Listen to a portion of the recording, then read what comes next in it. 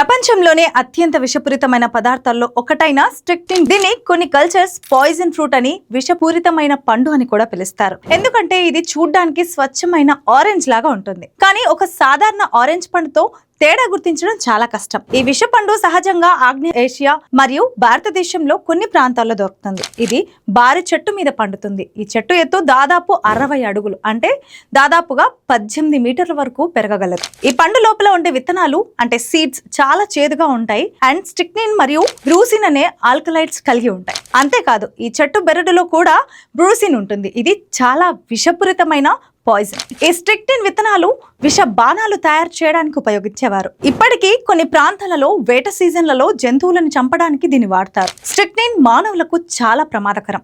కేవలం చాలా తక్కువ మోతాదులో ఇచ్చిన మనుషులకి చాలా పాయిజన్ గా పనిచేస్తుంది. అంటే మజిల్స్ పనిచేయకపోవడం, శ్వాసకోశలో ఇబ్బంది రావటం, చివరికి మరణానికి దారితీస్తుంది. ఎప్పటికీ ఇలాంటి అపరిచిత పండ్లను తినడానికి అస్సలు ప్రయత్నించొద్దు. ప్రకృతి ఎంత అందంగా కనిపించినా కొన్నిసార్లు ఆ అందం వెనక ప్రాణాంతక విషం దాగి ఉంటుంది. స్ట్రిక్నిన్ పండు నారింజలాగా కనిపించినా అది మృత్యువును మిగులుస్తుంది. కాబట్టి ప్రకృతిలో ఏ పండును గుర్తించకుండా, వాటి గురించి తెలియకుండా తీసుకోకండి. ఇలాంటి మోర్ ఇంట్రెస్టింగ్ ఫ్యాక్ట్స్ కోసం చూస్తూనే ఉండండి ప్రగతి మీడియా. Thanks for watching. వీడియోని లైక్ చేయండి, షేర్ చేయండి, మీ అభిప్రాయాలని కామెంట్స్ లో తెలియజేయండి. మరిన్ని అప్డేట్స్ కోసం చూస్తూనే ఉండండి ప్రగతి మీడియా.